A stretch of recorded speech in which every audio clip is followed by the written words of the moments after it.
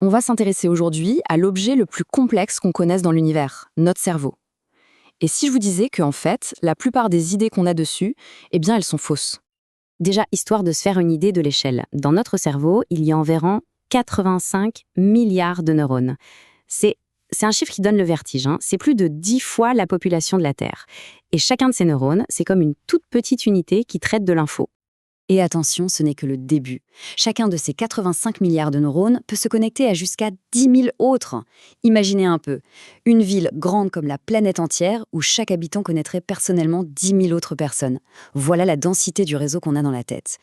Pour se donner une autre image, si on mettait toutes ces connexions bout à bout, eh bien on pourrait faire le tour de la Terre plus de 4 fois.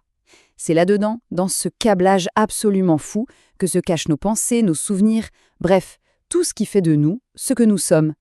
Alors forcément, quand on voit une complexité pareille, l'image qui nous vient tout de suite, c'est celle de l'ordinateur. Une sorte de supercalculateur biologique, quoi. Mais est-ce que cette image est vraiment la bonne?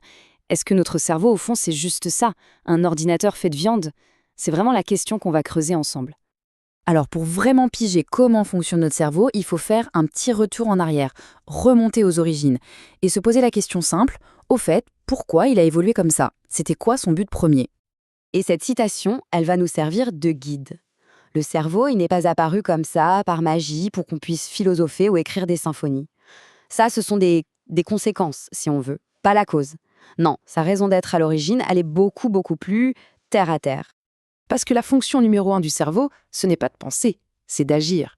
Il passe son temps à faire un cycle doux simple. Il perçoit le monde et ensuite il agit dessus. C'est ça, la boucle sensorimotrice. Et attention, absolument tout ce que fait notre cerveau, même la pensée la plus abstraite, eh bien ça découle de ce principe de base.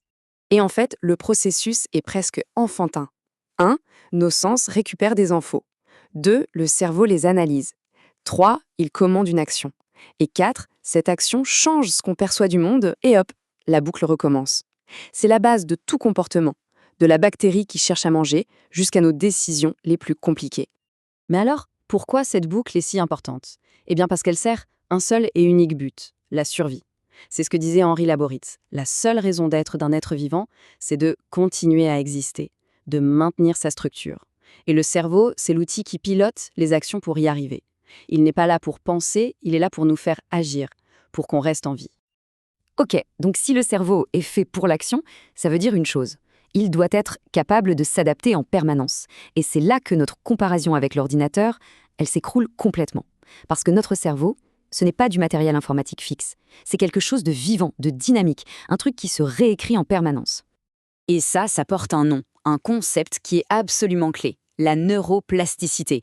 L'idée, c'est que notre cerveau se modifie physiquement, constamment, en fonction de ce qu'on vit, quand on apprend quelque chose de nouveau, quand on ressent une émotion forte, ou même quand on a une simple pensée. Tout ça, ça laisse une trace physique. Ça renforce certaines connexions entre neurones, ça en affaiblit d'autres. Notre cerveau est une sorte de chantier permanent. Et là encore, la comparaison avec l'ordinateur ne tient plus du tout. Un ordinateur, ça stocke une info, un fichier, de manière parfaite. Quand on l'ouvre, c'est exactement le même. Notre mémoire à nous, ça n'a rien à voir. C'est une reconstruction. À chaque fois qu'on se souvient de quelque chose, on ne lit pas un fichier. On réactive tout un réseau de neurones. Et ce processus, il peut carrément modifier le souvenir à chaque fois. Donc, nos souvenirs, ce ne sont pas des fichiers virtuels quelque part. Non, non, ils sont physiques. Ça s'appelle des engrammes. Pour se faire une image, c'est un peu comme un groupe de musiciens qui a l'habitude de jouer le même morceau. Si on entend juste les 3 premières notes de la guitare, le cerveau complète et on entend toute la chanson dans notre tête. C'est exactement comme ça que nos souvenirs fonctionnent. C'est de la pure biologie.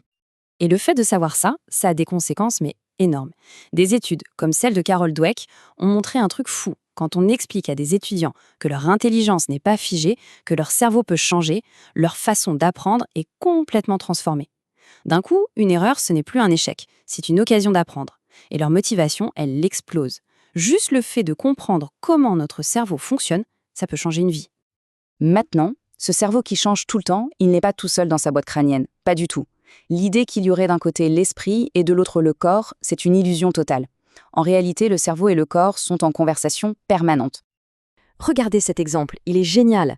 Des recherches ont prouvé qu'il suffit d'adopter une posture de confiance, vous savez, se tenir bien droit, les mains sur les hanches, eh bien, en 2 minutes à peine, ça change notre chimie interne. C'est une preuve que le corps écoute ce que pense le cerveau et que le cerveau écoute ce que fait le corps. Et ce n'est pas juste une impression, les chiffres sont là.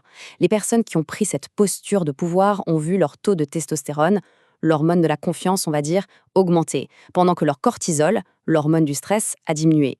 Et c'était l'exact inverse pour ceux qui prenaient une posture de soumission. C'est incroyable, non? Une simple position du corps et hop, un impact direct sur nos hormones. Le problème, bien sûr, c'est que ça marche dans les 2 sens.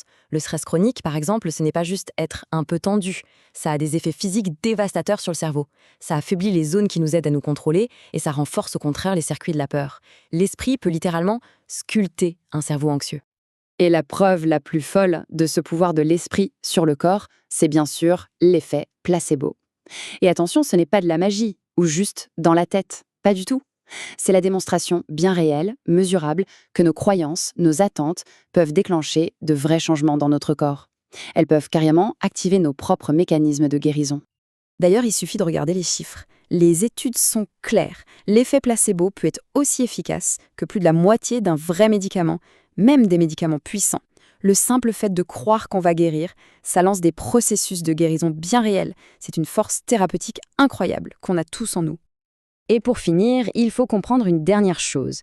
Notre cerveau ne fonctionne pas en vase clos. Il est en permanence façonné par l'environnement le plus crucial qui soit, les autres.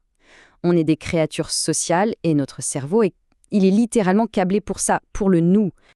D'ailleurs, ce que la neuroscience sociale nous apprend est assez dingue. En moins d'1 seconde, notre cerveau classe les gens. Il est de mon groupe ou il n'est pas de mon groupe. C'est inconscient. Pour ceux qui s'identifient très fort à un groupe, la frontière dans le cerveau entre moi et nous devient floue. Et le plus troublant, c'est que notre cerveau a beaucoup plus d'empathie pour les gens de notre groupe.